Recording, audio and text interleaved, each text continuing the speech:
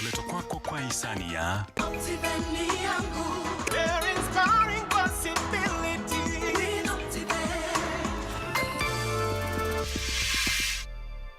Nitaitetea hii katiba ya Jamhuri ya Kenya. Amason Kingi achaguliwa kama spika wa seneti kwa kura 46 huku Kalonzo Musyoka akijiondoa.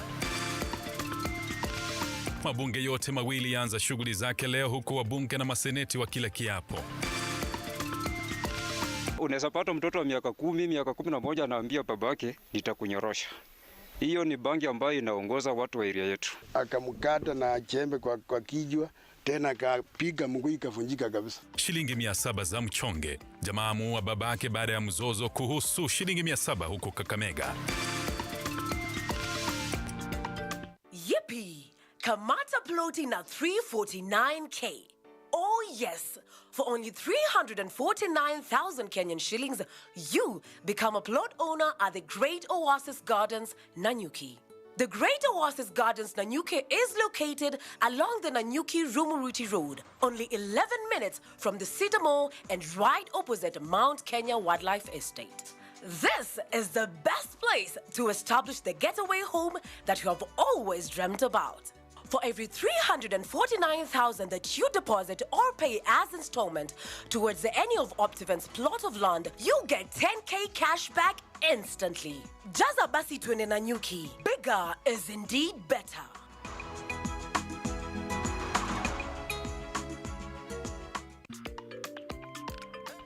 Na mtangazaji wetu wa ishara ni Filisto Dundo na mimi ni Lame Kaungo. Bunge la 13 limeanza shughuli zake baada ya wabunge 349 kula kiapo cha kazi. Wa 349 sasa wanaendelea na shughuli ya kumchagua spika wa bunge la kitaifa, ambapo kati ya wanaowania ni pamoja na Moses Wetangula na Kenneth Marende, na kwa hivi sasa kupiga kura kumekwisha. Wanaendelea kujumuisha na hata kuhesabu zile kura.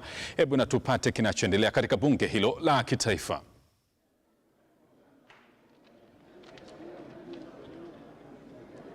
Wetangula,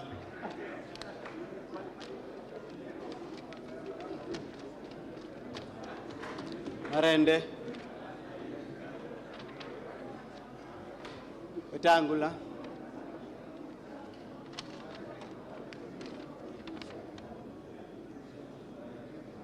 Wetangula,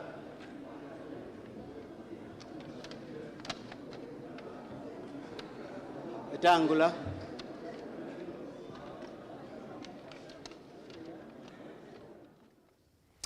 Naam, tutarudi katika bunge la kitaifa na kukueleza ni yepi ambaye inaendelea, na wakati wowote toka sasa watakapomtangaza atakayeibuka kuwa mshindi na hata kuwa spika wa bunge la kitaifa, basi tutakurejesha katika hilo bunge la kitaifa. Na kwa hivi sasa tunaendelea na taarifa zaidi. Ni kwamba aliyekuwa gavana wa Kilifi Amason Kingi sasa ndiye spika wa bunge la seneti. Kingi ambaye anachukua usukani kutoka kwake gavana wa Bungoma Kenneth Lusaka anayeondoka. Kingi amechaguliwa na maseneta baada ya wao kula kiapo katika majengo ya bunge hapa jijini Nairobi. Gavana huyo wa zamani atasaidiwa na seneta wa Meru Murungu Kathuri kama naibu wake. Ian Kitany na taarifa zaidi.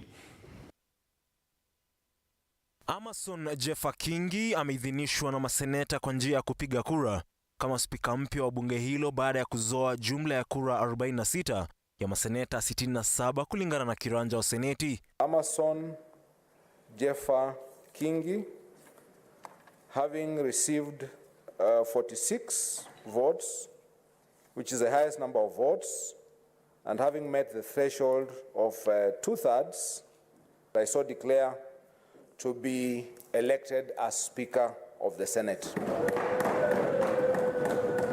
Baada ya kutawazwa kama mshindi, gavana huyo wa zamani wa Kilifi alikula kiapo ndani ya majengo ya bunge na kuanza kuendesha shughuli za seneti, huku akipokea sifa kochokocho kutoka kwa maseneta waliomchagua.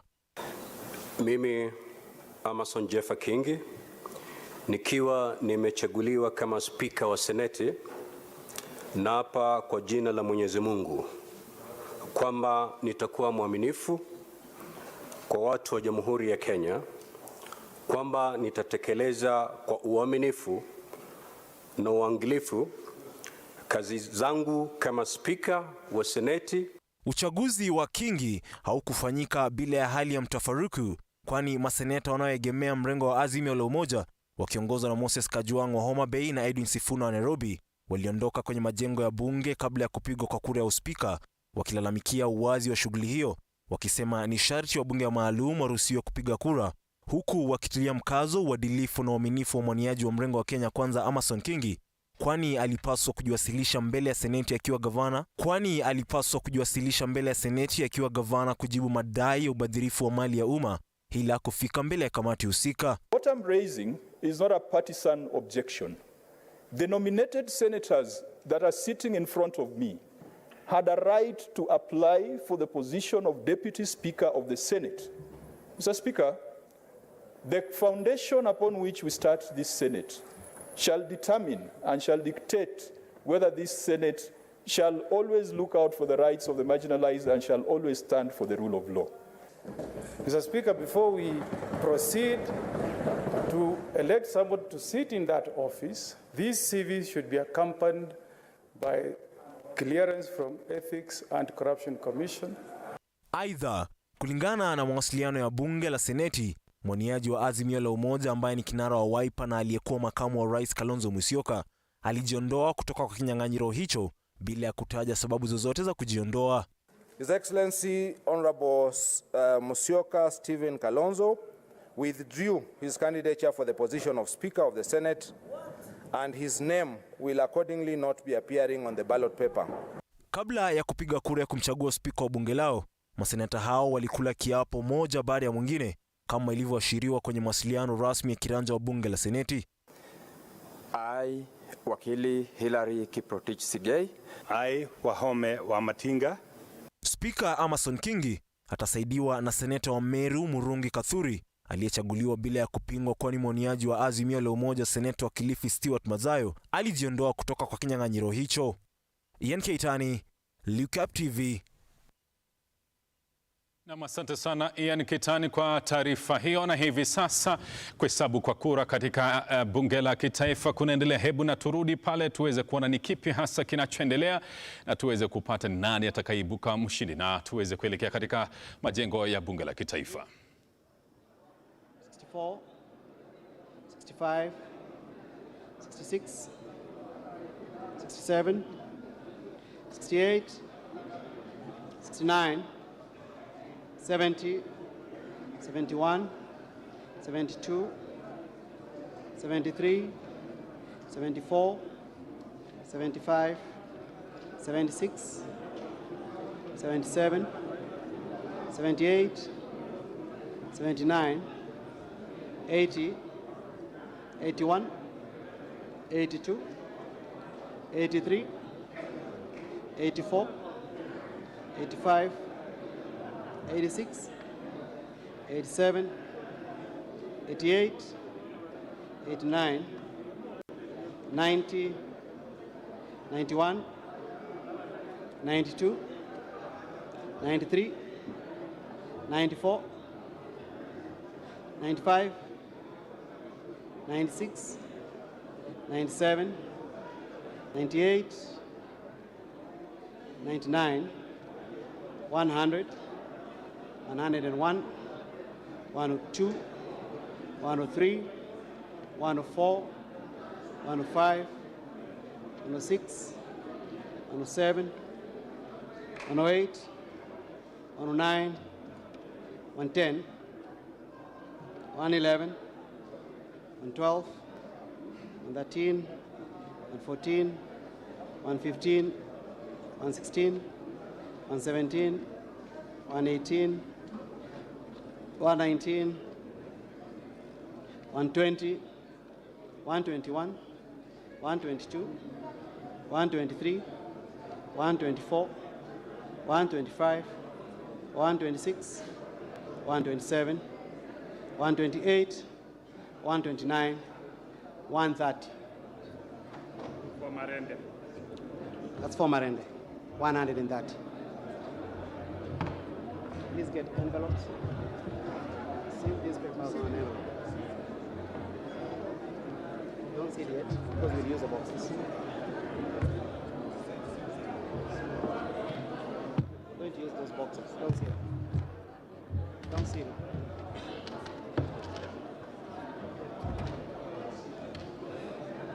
Okay. Tango.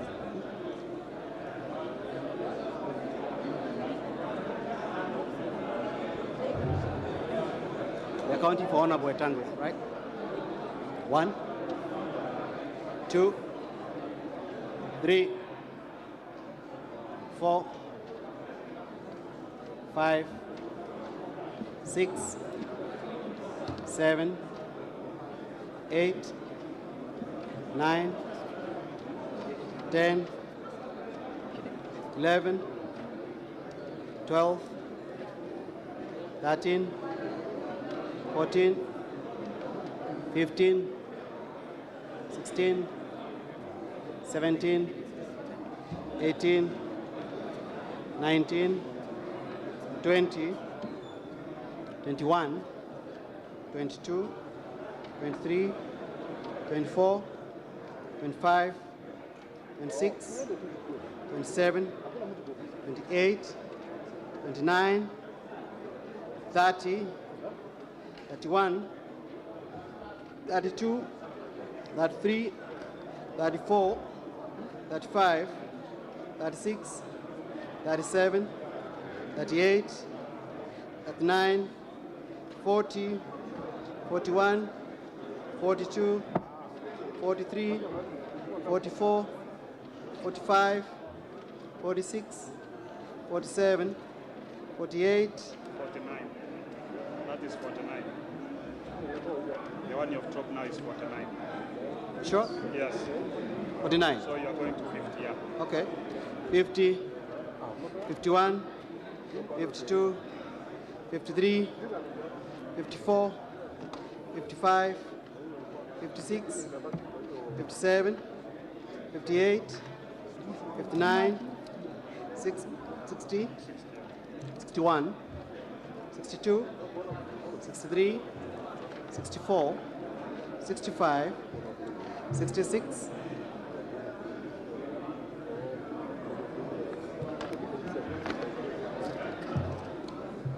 67, 68, 69, 70, 71, 72, 73, 74, 75, 76, 77, 78, 79, 80, 81, 82, 83, 84, 85, 86, 87. Let's hold on. Right? This is 88, 89, 90, 91, 92, 93, 94, 95, 96, 97, 98, 99, 100, 101, 102, 103, 104, 105, 106, 107, 108, 109, 110, 111, 112, 113, 114, 115, 116, 117, 118, 119, 120, 121, 122, 123, 124, 125, 126, 127, 128, 129, 130, 131, 132, 133, 134, 135, 136, 137, 138, 139, 140, 141, 142, 143, 144, 145, 146, 147, 148, 149, 150, 151, 152, 153, 154, 155, 156, 157, 158, 159, 160, 161, 162, 163, 164, 165, 166, 167, 168, 169, 170, 171, 172, 173, 174, 175, 176, 177, 178, 179, 180, 181, 182, 183, 184, 185, 186, 187, 188, 189, 190, 191, 192, 193, 194, 195, 196, 197, 198, 199, 200, 201, 202, 203, 204, 205, 206, 207, 208, 209, 210, 211, 212, 213, 214.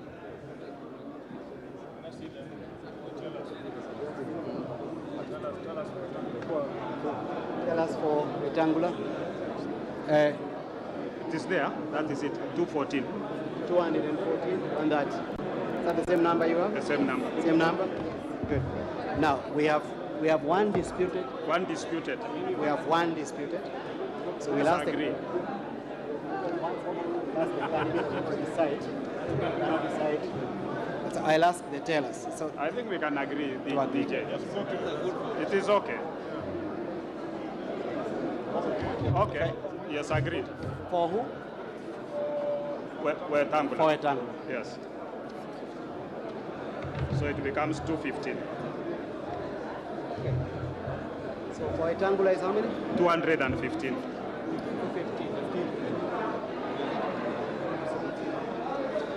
For Marende? 130.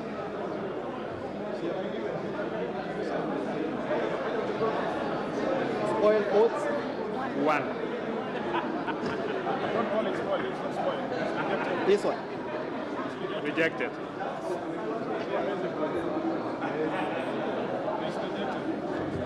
Rejected vote? 1. 1. Abstention? 0. Abstention? No, nobody recorded. So let's do the tally. Yes, sir. Can they register? Can the officers... This comes to 340. The officers who are the 345, 346. Ms. Maritim, Mr. Finley. Ms. Maritim. This comes to 346.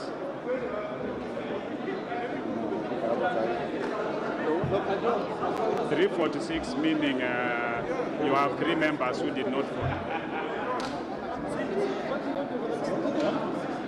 Mr. Tiampati, how many? Your list. Okay. 346. Miss Maritim, where is the list? Susan. That you are cancelling with Mr. Finley.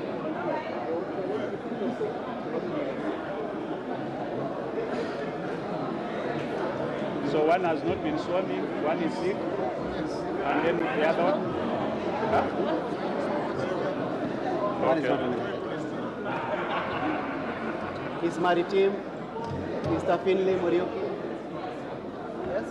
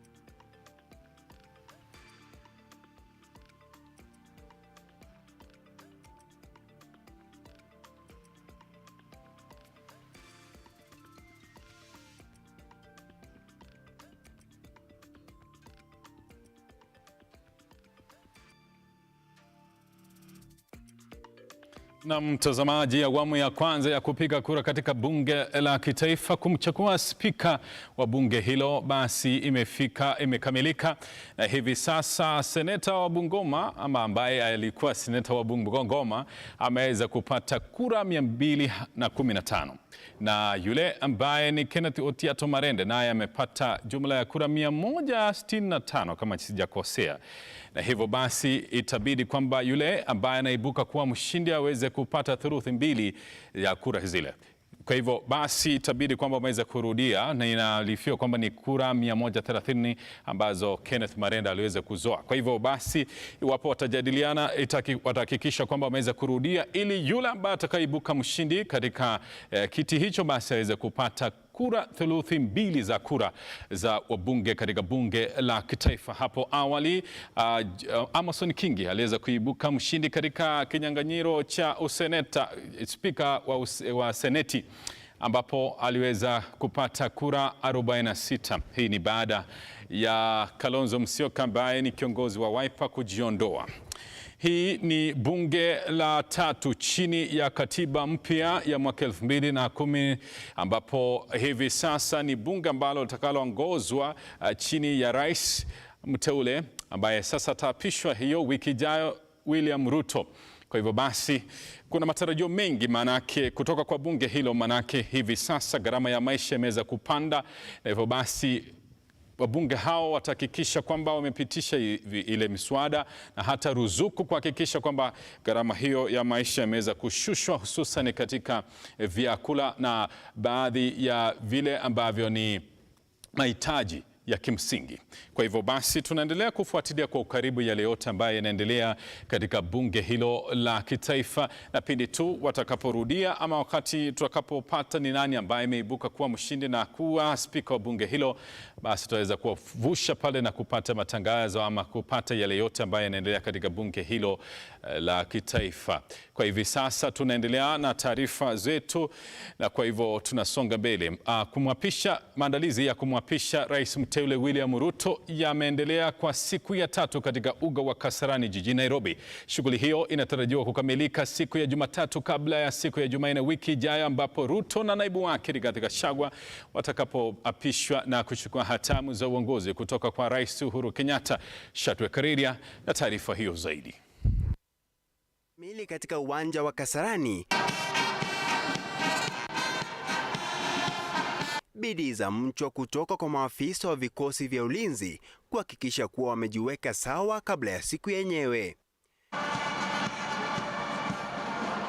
Siku hii ya Jumanne ambayo tayari imetangazwa kuwa sherehe ya kitaifa na waziri wa usalama wa ndani Fred Matiang'i, inatarajiwa kuzihusisha pakubwa idara ya mahakama ikiongozwa na jaji mkuu Bi Martha Koome na idara ya ulinzi ikiongozwa na Jenerali Robert Kibochi.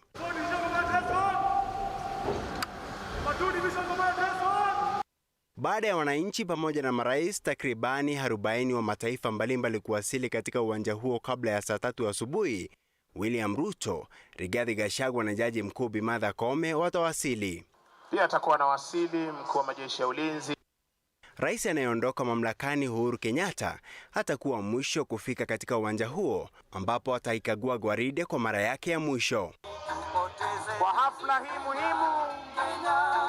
Baada ya kukagua gwaride, Rais Kenyatta atajiunga na Ruto pamoja na viongozi wenzake katika jukwaa kuu, ambapo jaji mkuu Bi Martha Koome ataongoza shughuli ya kumwapisha rais mteule William Ruto na naibu wake mteule Rigathi Gachagua. Nitamwalika mfawidhi wa mahakama. Baada ya hayo, Rais Kenyatta atamkabili Ruto makala ya katiba pamoja na uswadi wa mamlaka. Bendera ya urais ya Rais Kenyatta itateremshwa huku ile ya rais mpya William Ruto ikipandishwa. Mizinga 21 itapigwa kwa heshima ya siku hiyo. Ruto atalikagua gwaride kwa mara yake ya kwanza na kuruhusu vikosi vya kijeshi kuliondoa gwaride uwanjani. Kutamatisha hafla hiyo, Rais William Ruto na naibu wake Rigathi Gachagua pamoja na viongozi wengine watawahutubia wananchi. Shadrack Kareria, Lookuptv. Asante sana Shadrack Kariri. Kijana wa miaka 18 amemuua babake baada ya mzozano wa kupotea kwa shilingi 700 katika kijiji cha Emukaya, kaunti ya Kakamega. Duncan Sifuna anasemekana kumuua babake Henry Munala kwa kutumia jembe. Wanakijiji wameilaumu serikali kwa kuongezeka kwa mihadarati miongoni mwa vijana kwa kuwa huyu ni mtu wa pili kuuliwa na Duncan. Edwin John Mukora na mengi zaidi. Wanakijiji wa eneo la Emuhaya, kaunti ya Kakamega, wametamaushwa na tukio la kijana wa miaka 18 kumtoa uhai babake baada ya mzozo wa shilingi 700. Inasemekana Duncan Sifuna alirejea nyumbani na kukosa shilingi 700 na kumvamia babake Henry Munala wa miaka 41 aliyekuwa akipika ugali na kumuua kwa kutumia jembe. Sasa pesa yangu ilipotea, alafu ikakuwa namna gani? Nikaenda kuuliza kwa pesa yangu. Sasa wakasema ati pesa hakuna. Nikaanza kuuliza mtoto, na huyu akatoka huko, mbona nataka kupika mtoto. Ndio sasa mimi tukaanzania hapo. Kulingana na wanakijiji, hili si tukio la kwanza la mauaji Duncan ametekeleza, na wameilaumu serikali kwa kutoshughulikia tatizo la mihadarati miongoni mwa vijana kwa kuwa ndio limechangia kwa matukio haya. Nimepata ndugu yangu ameniacha. Ndugu yangu ameaka, na kwa hivyo naomba serikali itusaidie. Neno ya bangi na pombe. Huyu kijana ni mdogo sana, anatumia bangi, anatumia pombe. Seme huyo mtoto anakuanga machachari. Sasa bila amefikia hapa, si amefanya kwa machachari kwa kijana mwenye alikufa baba yake mdogo. Tena hii si mara ya kwanza kupikana na huyu kijana, ni mara ya pili. Wanafurutananga tu mambo ya shamba, bangi. Kufikia sasa, mshukiwa ako mafichoni kama familia inatayarisha mazishi. Edwin John Mukora, Lookuptv. Mamlaka ya Kenya imegeuza madaraja yote ya kaskazini kuwa ya kisasa. Mabadiliko haya yamelenga kupunguza msongamano wa magari. Baadhi ya madaraja yaliyonufaika ni ya Gilgil, Mai Mahiu na Suswa. Sheria mpya zimeundwa ili kuhakikisha magari ya usafiri hayabebi mzigo kupita kiasi. Mamlaka ya Kenya imejizatiti na kuhakikisha madaraja ya kupima mizigo yamekuwa ya kidijitali ili kusaidia kupima uzigo wa magari ya kusafirisha mizigo.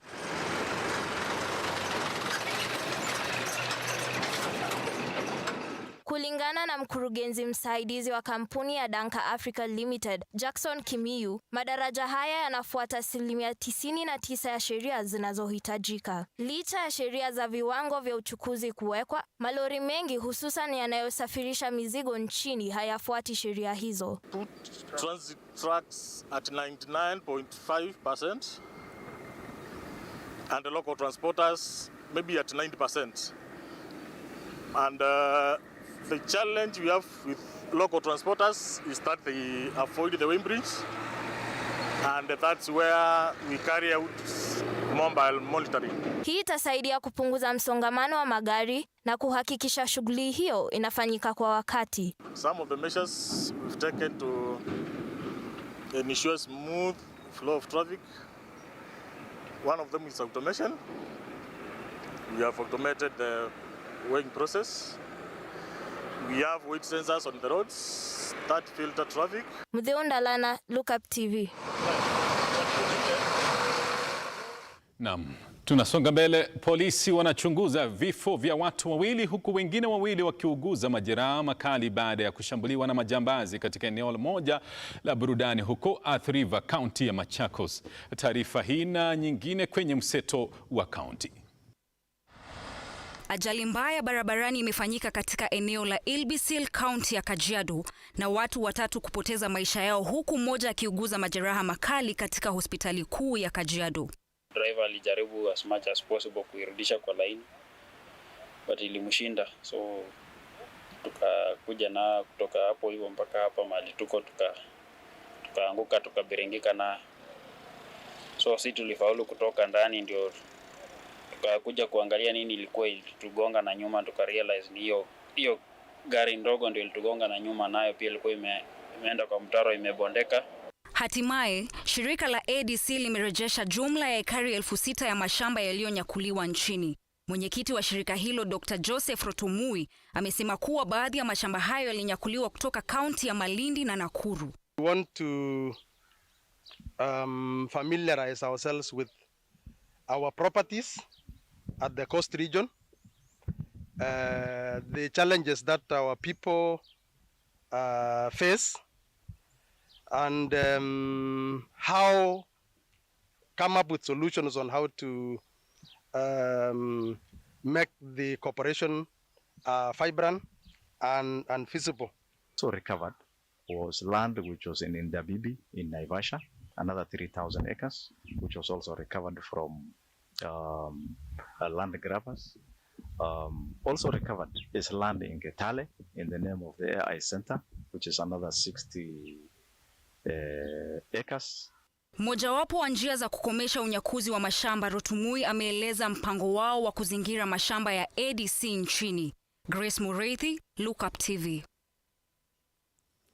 Na kwa taarifa hiyo ya Grace Mureithi tunafika tamati mwa taarifa kuu, lakini hivi sasa na kurejesha pale katika bunge la kitaifa ambapo kiranja wa bunge hilo la kitaifa anatoa mwelekeo kuhusu ni vipi watakavyofanya hata kuhakikisha kwamba wamepata yule ambaye ni spika wa bunge la kitaifa, iwapo yule ambaye ni seneta wa Bungoma Moses Wetangula ameweza kupata thuluthi mbili, na kama hajapata basi itabidi wameweza kurudia. Nimekuwa wako la Kaungo na mtangazaji wetu wa ishara amekuwa ni Felista Adundo. Endelea sasa hivi kutazama katika bunge la kitaifa.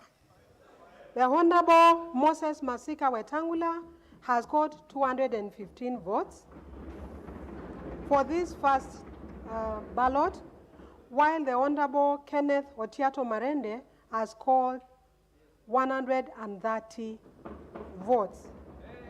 So the total number of valid votes cast is 345. We have one spoiled vote. We have no, yes. We have one abstention. We have no abstention. So the total number of votes that were cast, or the total number of votes, is 346.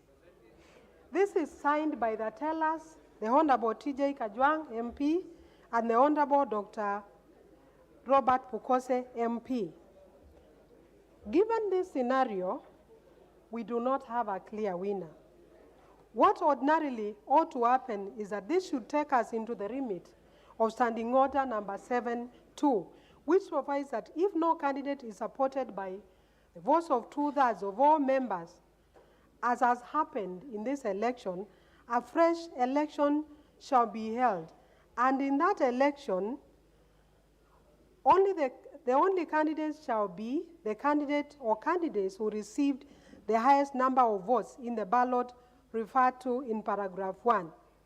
In this case, the Honorable Moses Masika Wetangula. And the candidate or candidates who in that ballot receive the next highest number of votes, in this case, the Honorable Kenneth Otiato Marende. Indeed, there are no other candidates, as you are aware. Honorable members, we should therefore be proceeding to the next round of ballot. However,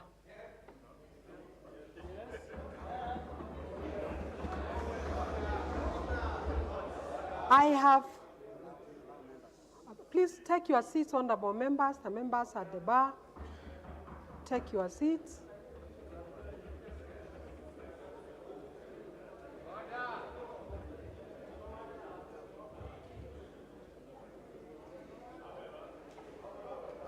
Please take your seats. However, I have received a written communication from one of the candidates, namely the Honorable Kenneth Otiato Marende, indicating that he does not wish to proceed to the next round of ballot.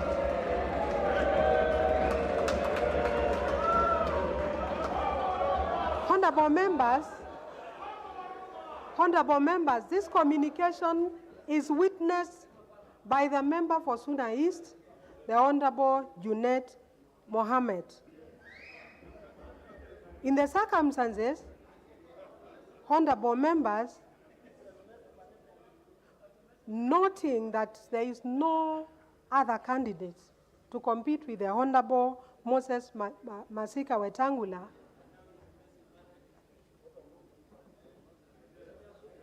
I now take this opportunity to declare that the Honorable Moses Masika Wetangula stands elected as the Speaker of the National Assembly.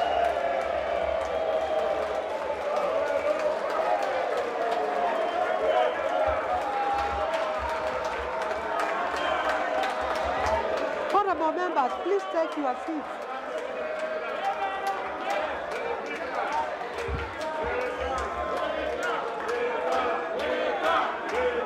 Honorable members, please take your seats. Please take your seats. Please take your seats. So, honorable members, now having declared the Honorable Moses Masika Wetangula elected as the Speaker of the National Assembly of the 13th Parliament, I now direct the Chief Sergeant at Arms to search for the said Moses Masika Wetangula, identify and present him before me here in the assembled house, so that he may take and subscribe to the oath of office of a Speaker in accordance with the Constitution. Chief Sergeant at Arms, proceed.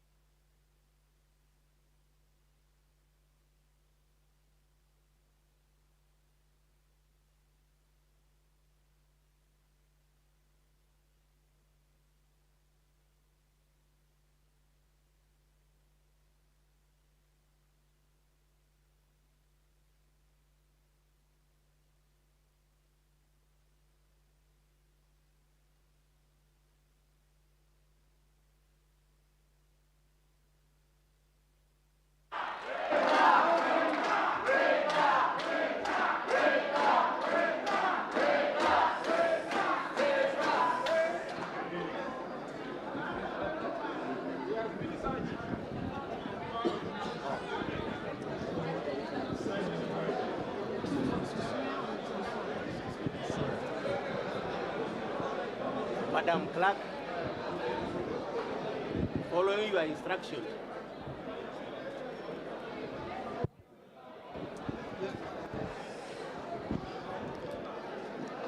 Madam Clerk, following your instructions, I now present to you Honorable Moses Masika Wetangula. Congratulations, Mheshimiwa. Yes.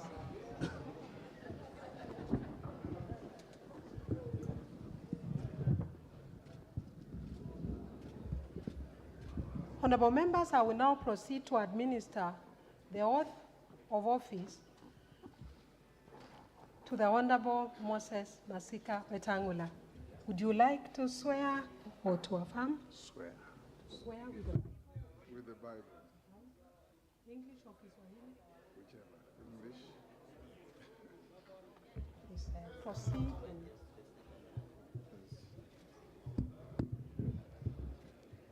I, Moses Francis Masika Wetangula, having been elected as Speaker of the National Assembly, do swear in the name of the Almighty God that I will bear true faith and allegiance to the people and the Republic of Kenya, that I will faithfully and conscientiously discharge my duties as Speaker of the National Assembly, that I will obey, respect, uphold, preserve, protect, and defend this Constitution of the Republic of Kenya, and that I will do right to all manner of persons in accordance with this Constitution of Kenya and the laws and conventions of Parliament without fear or favor, affection, or ill will.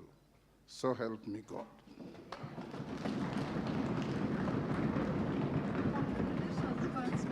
Thank you. Now proceed to subscribe to the oath of office by signing the oath.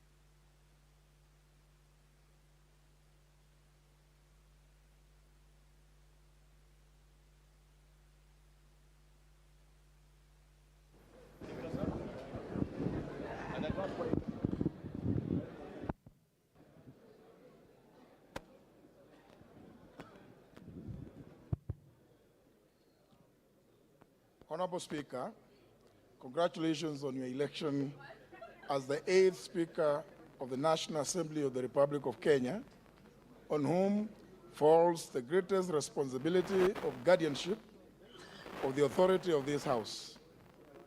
I do wish you well and commend that you submit to the will of the House. As you assume the office and embark on discharging the duties of the Speaker, I trust that you will find this set of past rulings by your predecessors most useful.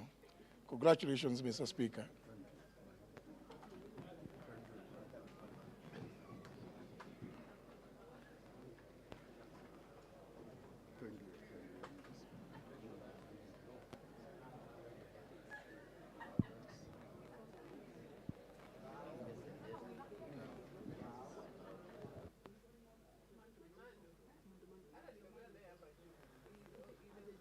Go.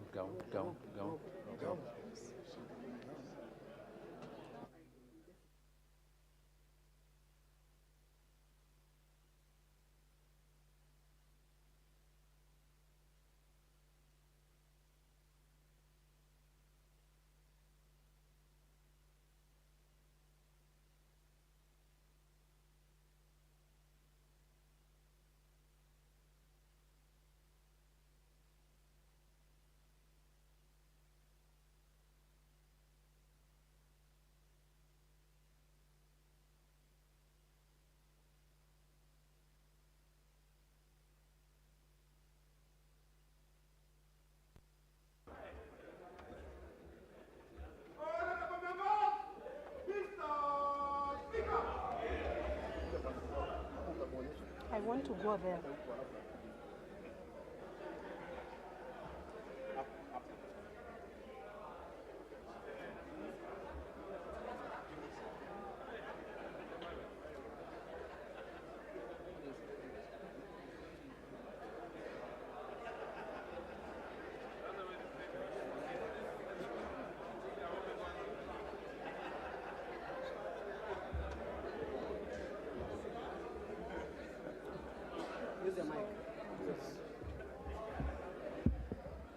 Honorable Speaker of the National Assembly, congratulations.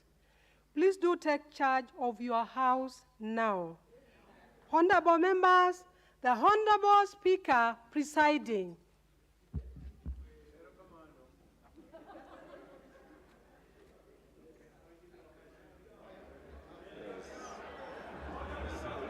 I see.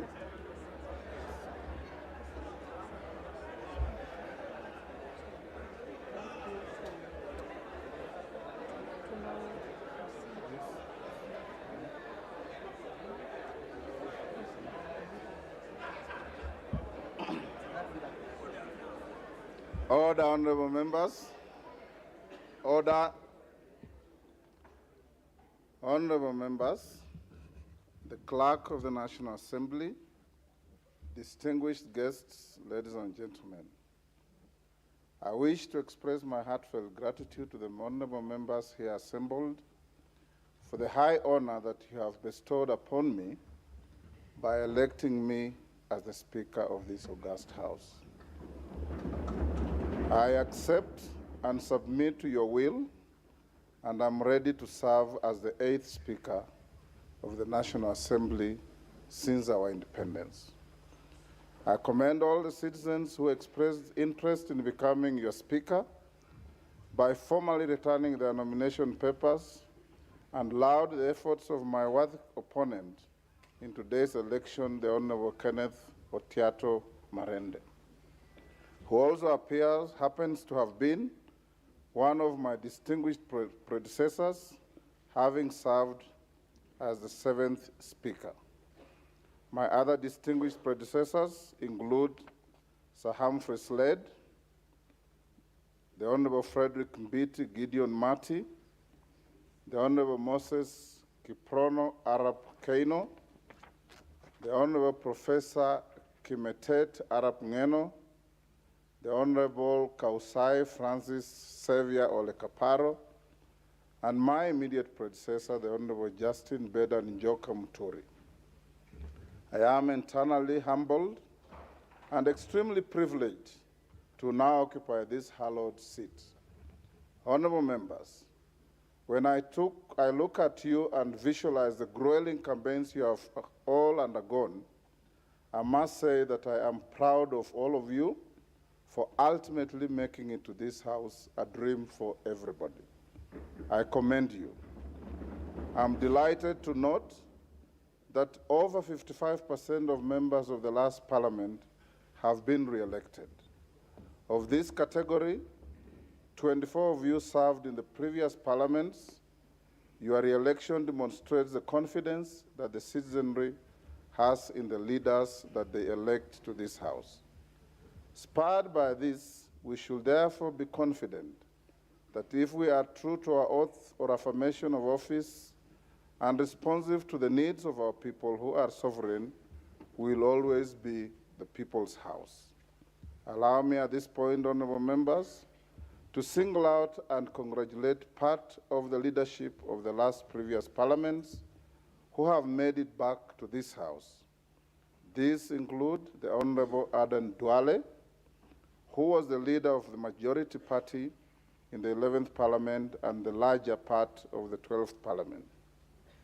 My felicitations also go to the Honorable John Mbadi, the immediate former leader of the minority party, and his former deputy minority leader, the Honorable Robert Mbui. Permit me to recognize the Honorable Farah Maalim, who served as the deputy speaker in the 10th Parliament. My congratulations also extend to the Honorable Emmanuel Wangwe, the immediate former majority whip, the Honorable Junet Mohammed, the immediate former minority party whip, and the Honorable Jessica Mbalu, a former member of the Presidium. I welcome you back to the service of this House. Honorable members, the National Assembly of the 11th Parliament had 68 female members. That number increased to 76 in the last Parliament. Today, this 13th Parliament has seen the number rise to 82, with 29 women having been elected to represent single-member constituencies. This increase is a significant step towards achieving the aspiration of the gender parity in representation as desired by our 2010 Constitution. I wish to single out the Honorable Millie Odhiambo, who is now serving her 4th consecutive term. I salute you, Member for Suba North, for your resilience and continued service to our nation. Particular mention also goes out to the Honorable Lynette Toto Chepkorir, member for Bomet County, who at the age of 24 is the youngest member of the 13th Parliament. Mheshimiwa, you are a great inspiration to the youthful leaders of this country, and we wish you well. I'm also reminded of the premium that our society now places on the leadership qualities of persons living with disabilities when I see seated in this chamber the Honorable Timothy Wanyonyi Wetangula, my young sibling and a leader in his own right. He now commences his 3rd term consecutive as a member of Parliament and is ably joined by the Honorable Rose Museo, serving her 2nd term, the Honorable 3rd term, the Honorable Joseph Samal Lomwa, who was here before and has come back for a 2nd term, the Honorable Jackson Kipkemoi Kosgei, and the Honorable Martin Pepela Wanyonyi. You are a great inspiration and a beacon of inclusive leadership in our great country despite the odds. Honorable members, I also do recognize and acknowledge the Honorable Samuel Moroto, the Honorable Adan Kainan, the Honorable Gonsirai, who are currently embarking on their 5th terms, thus becoming what we refer to in the parliamentary parlance as the fathers of the House. Their parliamentary experience shall enrich the deliberations and output of this House. Honorable members, for those who served in the 12th Parliament, you will recall that the standing orders were reviewed before the final adjournment of the House. Notably, the standing orders now allow for co-sponsorship of legislative proposals and bills by members. Members of this House shall also be able to co-sponsor bills with senators and vice versa, where an unidentified member shall be in charge of steering debate on a Senate bill in this House. This, in my view, is a progressive addition to the procedures of the House. Honorable members, the revision of the standing orders in the 12th Parliament also increased the number of the committees of the House. New committees include the Diaspora Affairs and Migrant Workers Committee, the Public Petitions Committee, the Public Debt and Privatization Committee, and the Decentralized Funds Accounts Committee. These changes and many others to the standing orders shall strengthen and streamline the workings of Parliament. Honorable members, my predecessor, the Honorable Justin Muturi, in his acceptance speech after being re-elected as Speaker for the 12th Parliament, undertook to implement a paperless system in the House. This was in line with the strategic pillar 4 of the Parliamentary Service Commission Strategic Plan 2019 to 2030 on the implementation of an e-parliament by automating and digitizing all systems and processes. In this regard, I urge you all to be friends with the electronic gadgets in this House and in the committees. Honorable members, speaking of the Honorable Justin Muturi, what many of you may not know is that he's not just my predecessor. He was my roommate at the University of Nairobi, at the School of Law. He was also my classmate. He is my age mate and a longtime friend. We made our debut in Parliament together in the 7th Parliament. We were appointed earlier in our years as magistrates on the same date.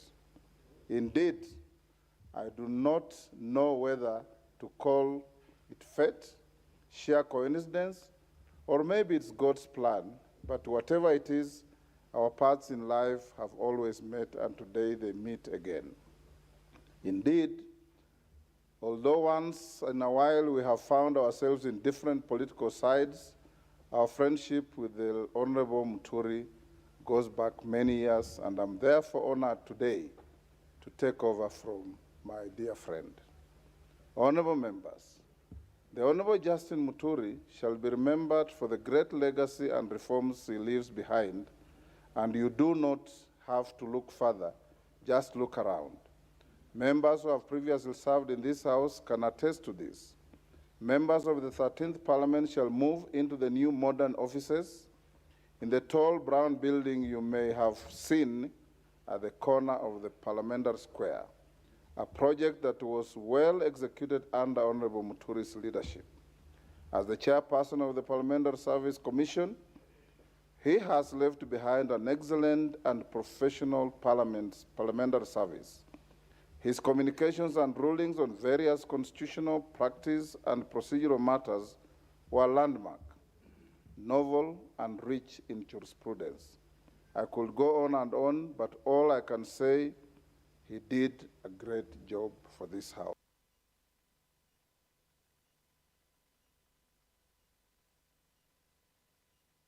And this country. Honorable members, I'm particularly honored that for the first time in the history of Parliament, the Honorable Justin Muturi has also set a precedent through a symbolic and formal handover process that you just witnessed when I was declared the Speaker. This is not only honorable, but it is an act that shall remind us for a long time of his great leadership's time. The symbolic handover process by a Speaker should indeed be part of the traditions of this House, and it is a practice we should carry on. Having said this, join me now in applauding the former Speaker of this House, the Honorable Justin Muturi. Thank you. Honorable members, the author Gary Levy, in the book Speakers of the Canadian House of Commons, notes that presiding officers in the Commonwealth customary relinquish their right to participate in debates. Put differently, despite the title, a speaker does not speak but allows members to speak and presides over debate in the House. I'm aware that the Constitution precludes the Speaker from voting on any question proposed for decision in the House. But as your Speaker, I'll let my work speak for me. Honorable members, in this 13th Parliament, I undertake to prioritize two key issues. These are enhancing public trust in this House and the institution of Parliament, and nurturing and upholding comity between our two houses and between the National Assembly and other arms of government, with particular attention to our judiciary, which has often appealed for reasonable consideration by the legislature. Honorable members, the Constitution states that the authority that has been assigned to you and I under oath is a public trust. Hubert Humphrey, the 38th Vice President of the United States of America, is quoted to have stated that, I quote, "Anyone who has ever been elected to public office understands that one commodity above all others, namely the trust and confidence of the people, is fundamental in maintaining a free and open political system." In assuming our respective offices in this House, we are under a constitutional obligation to discharge our mandate in a manner befitting the offices that we have been entrusted to hold. As your Speaker, I undertake to strengthen public trust in the institution of Parliament. I will be keen to midwife, through the Parliamentary Service Commission, live broadcast of committee proceedings and the full operationalization of Bunge TV channels to highlight the work done by this House and its members. In addition to the live broadcast of chamber proceedings, I will support efforts to further actualize the provisions of Article 119 of the Constitution on petitions made to the House by adequately facilitating the work of the new Public Petitions Committee. To my mind, ensuring meaningful access to the House will, like a transparent glass, make Parliament more visible, disrobed of the mystery that people might perceive of its processes. Honourable members, my second assurance to this House is that I will actively maintain committee with other constitutional bodies, promote consultation, and cultivate healthy relations with the bounds of our Constitution, within the bounds of our Constitution and our governing statutes. In the exercise of our oversight functions over state offices and public bodies, I will strive to ensure that all material information necessary for the work of Parliament is availed in a timely fashion by the persons in the National Executive ultimately responsible to this House. I shall strictly enforce the requirement enshrined under Article 153, 3 and 4 of the Constitution, which requires Cabinet Secretaries to attend before the committees of the House to exhaustively answer questions and give full and regular reports on matters under their control. Honourable members, indeed, as some of you may be aware, I served in this House as a member, as from the 7th Parliament, and I therefore fully understand what it is to be one of you. I have also been a senator, and hence I also fully understand what it is to be a sibling brother. I have served in the executive as a minister and assistant minister in different portfolios.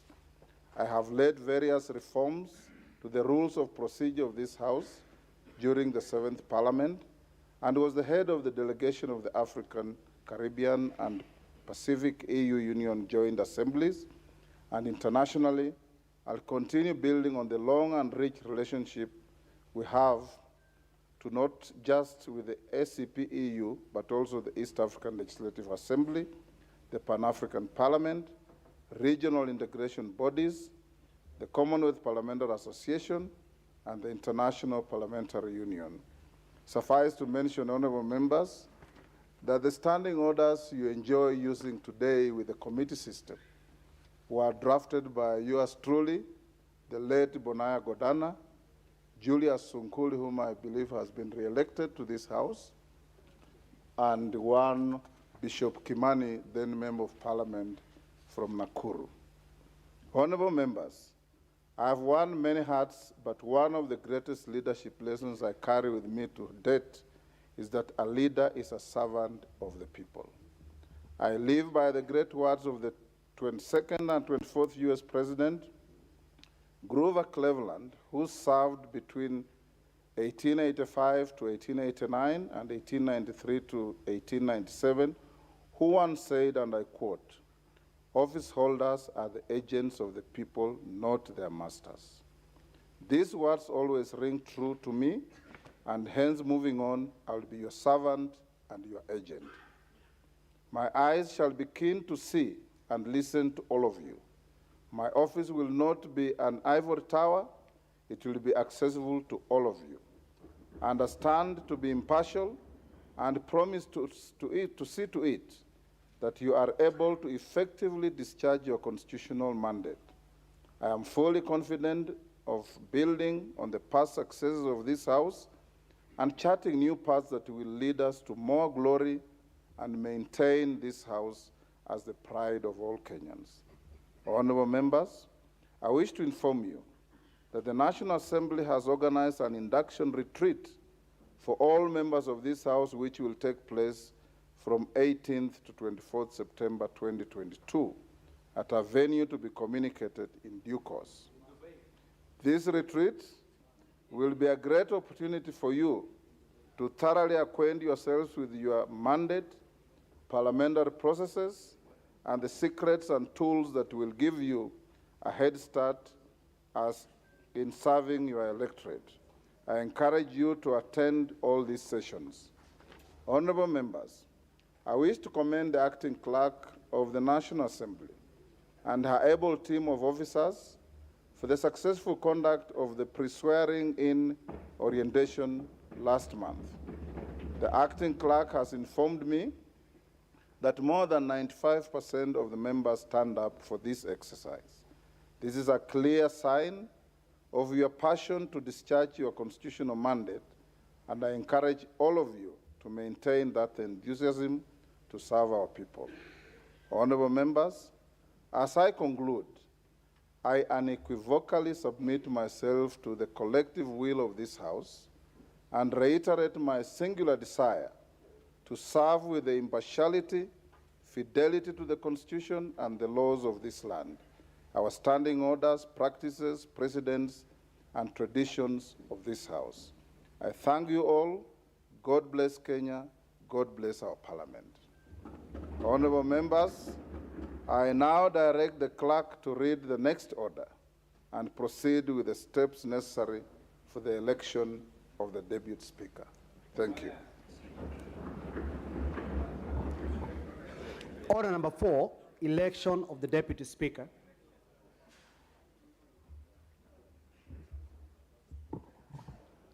Honorable Speaker, I have the following report to make as a returning officer on this order. His Excellency the President of the Republic of Kenya and the Commander-in-Chief of the Kenya Defense Forces notified this first sitting of the National Assembly of the 13th Parliament, White Gazette Notice number 10527 of 2022, dated 5th September 2022.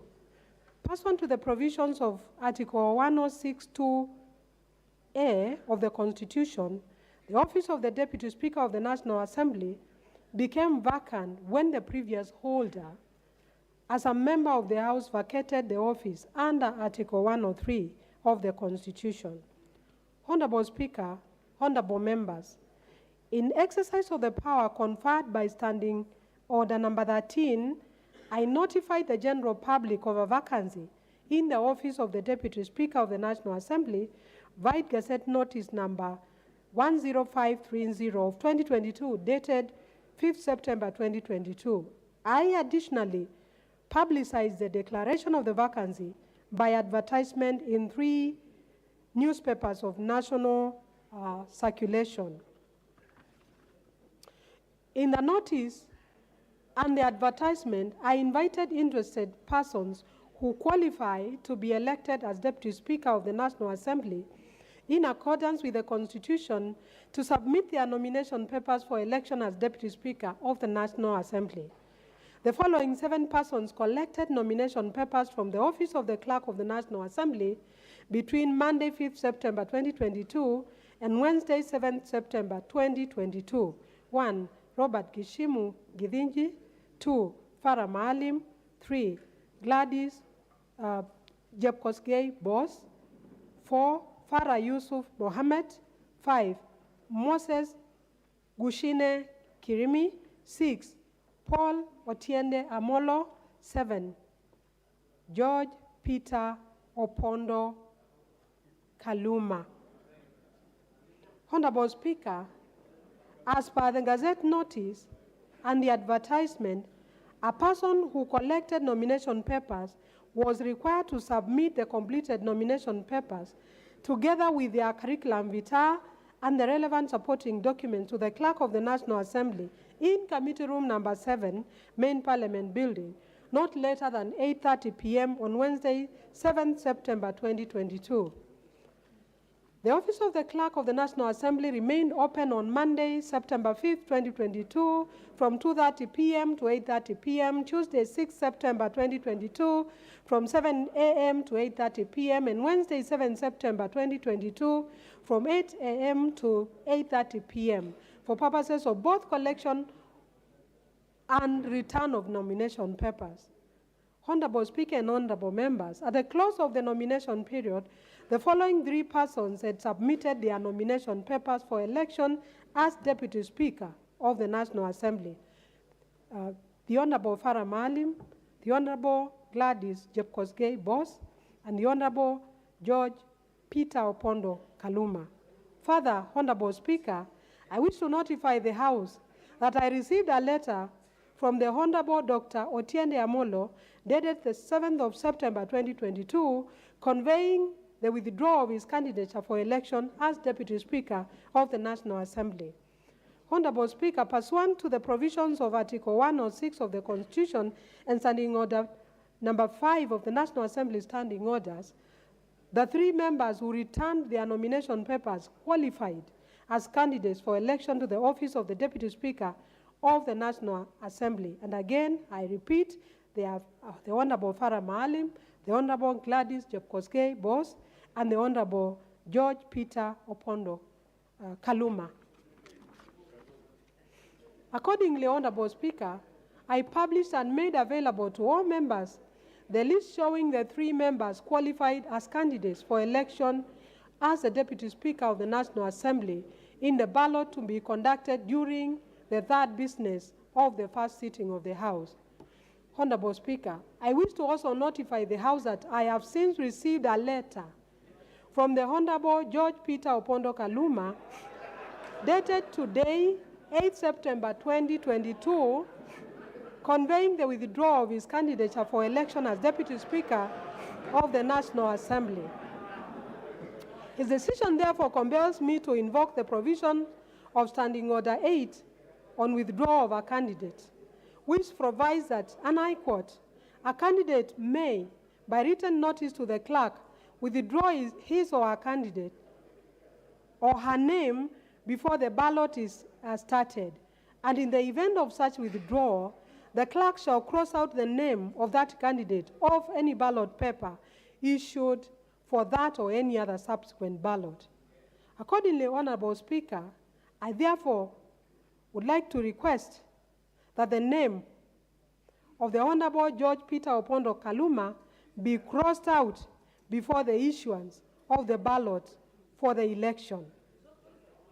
The provisions of Standing Order number 13 provide as follows, and I quote, the procedure for electing a Deputy Speaker shall, with necessary modifications, be the same as that prescribed for the election of the Speaker. Honorable Speaker, for the record, Standing Order 6 provides as follows with regard to the voting procedure where more than one candidate qualifies to stand for election as Speaker. The election of Speaker shall be by secret ballot. The clerk shall at the commencement of each ballot cause the ballot box empty and unlocked to be displayed to the House, and shall, in the presence of the House, lock the box, which shall thereafter be kept in the full view of the House until the completion of the ballot. Yippee! Kamata plotting at 349K. Oh yes, for only 349,000 Kenyan shillings, you become a plot owner at the Great Oasis Gardens, Nanyuki. The Great Oasis Gardens, Nanyuki is located along the Nanyuki-Rumuruti Road, only 11 minutes from the Cedar Mall and right opposite Mount Kenya Wildlife Estate. This is the best place to establish the getaway home that you have always dreamt about. For every 349,000 that you deposit or pay as installment towards any of Optivent's plot of land, you get 10K cash back instantly. Jaza basi twende na nyuki. Bigger is indeed better.